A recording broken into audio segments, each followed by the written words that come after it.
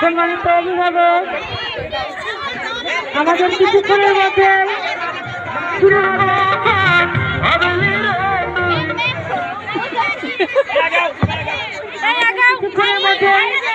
হবে মহিলা অভিভাবকদের বাজনা থামলে বল কোথায় এবং পুরুষ অভিভাবকদের বাজনা থামলে চেয়ার কোথায়, বাজনা থামলে চেয়ার কোথায়।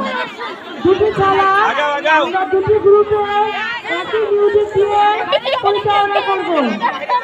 যে সকল অভিভাবক উক্ত খেলায় অংশগ্রহণ করতে ইচ্ছে তাদের নির্দিষ্ট জায়গায় অনুরোধ করা যাচ্ছে।